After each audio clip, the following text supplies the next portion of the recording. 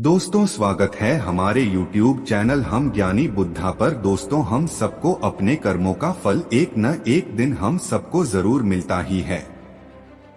जो आपने किया है उसका अंजाम आपको हर हाल में भोगना ही पड़ेगा। अगर आप किसी का दिल दुखाते हो या अगर आप किसी के साथ बुरा करते हो तो देर से ही सही, लेकिन कभी ना कभी आपको आपके कर्मों का फल भोगना पड़ेगा।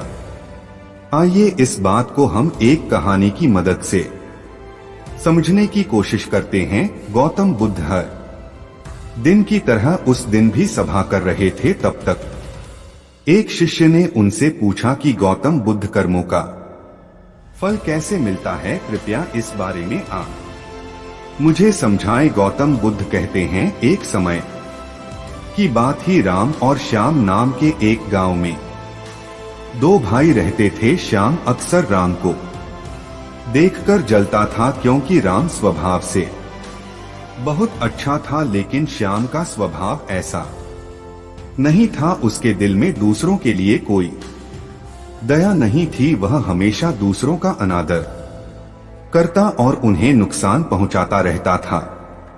धीरे धीरे काफी वक्त गुजर गया। राम श्याम के माता पिता अब इस दुनिया में नहीं रहे।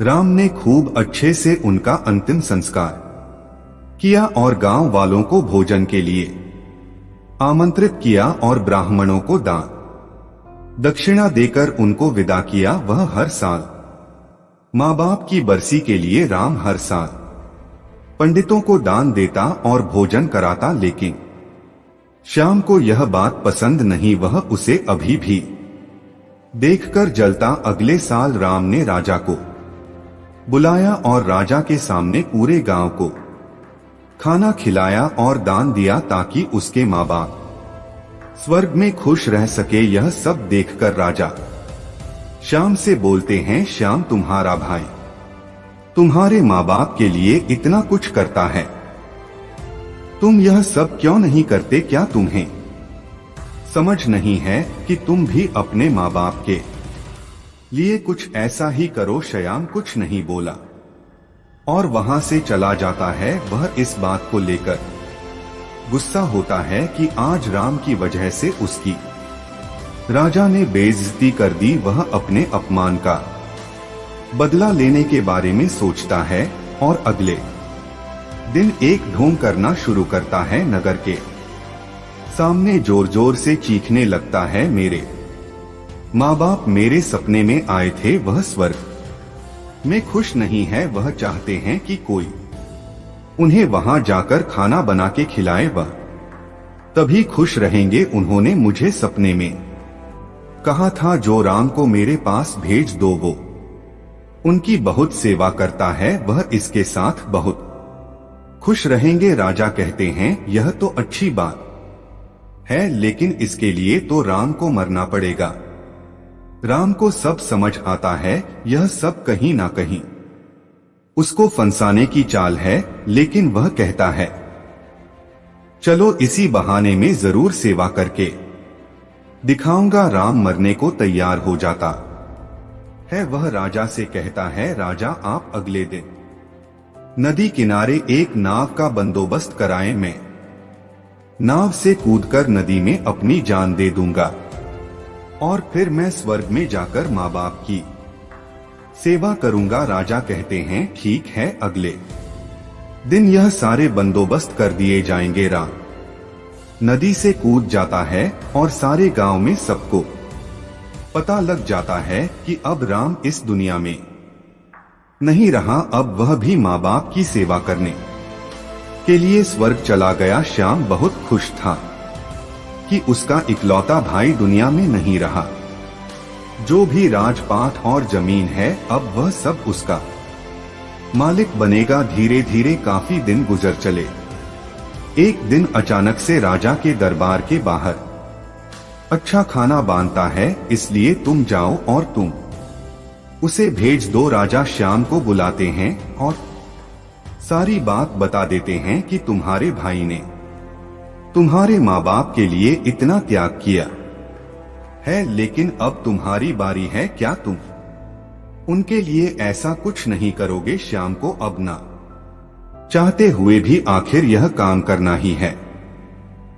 अगले दिन फिर से सारी तैयारी कराई जाती है, लेकिन श्याम ने सोचा कि अगले दिन में जाऊंगा कि नहीं, अगले दिन में शहर छोड़कर कहीं चला जाता हूं। फिर राम ने राजा को सारी बात बता दी थी। दरअसल वह जिंदा कैसे बचा, उसने पहले ही मछुआरे से अपनी बात कर ली थी कि वह उसकी जान बचाएगा। मछुआरे ने उसकी जान बचाई और वह 1 महीने तक नगर के बाहर रहा और सही वक्त आने पर राजा के दरबार में उपस्थित हुआ। वह ऐसा सिर्फ उसको सबक सिखाने के लिए करना चाहता था। राजा बोले चलो अच्छी बात है, लेकिन उधर श्यामनगर छोड़ने का प्लान बना चुका था कि अगली सुबह वह वहां नहीं जाएगा।